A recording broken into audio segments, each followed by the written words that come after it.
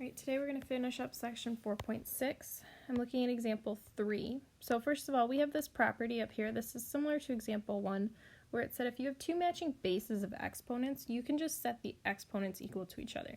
We had to do a little manipulation in terms of making those exponents, or the bases, match. For logs, we'll have some manipulation as well, but for the most part, what's going to happen is if you have these bases match each other, you could just set these two parts equal to each other. So let's look at example 3, part A. Notice here we have log base 5, so those match each other. Since they match each other, you can just kind of ignore them. What's happening algebraically is that you're actually raising something.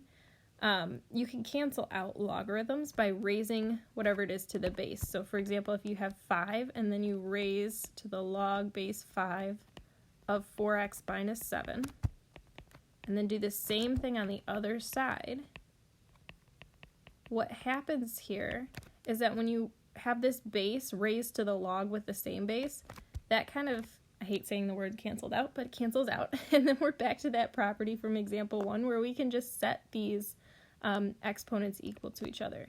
So then we have 4x minus 7 equal to x plus 5. And from there, it's pretty straight algebra.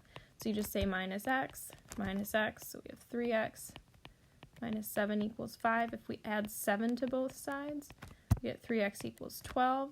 Divide 3 from both sides, and we get x equals 4. You can plug that in your calculator and see that it does work, but I'm going to tell you right now it does.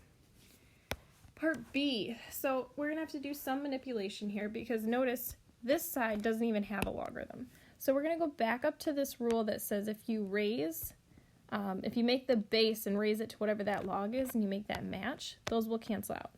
So what that's going to look like is I'm going to do a 4, because that's my base and my logarithm. I'm going to raise it to the log base 4 of 5x minus 1, which looks terrible, equal to 4 to the third. So what happens here is this part cancels out. The 4 to the third does not cancel out.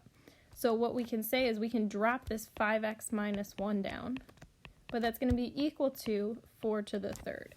And I know that's weird, but this part cancels out, but the 4 to the third does not. So what happens here is we have 5x minus 1 equal to 64. And then it's just straight algebra. So add 1 to both sides. So we have 5x equals 65. Divide by 5 on both sides. And you get x equals 13.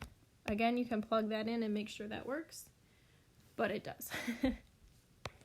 Part C, this is the natural log, so remember what you would be raising this to is e to the natural log of 7x minus 4 equal to e to the natural log of 2x plus 11, because e is that base that's in the natural log. Then those go away, so you have 7x minus 4 equal to 2x plus 11. If you subtract 2x from both sides, you'll have 5x minus 4 equals 11. Add 4 to both sides. 5x equals 15. Divide by 5, and you'll get x equals 3.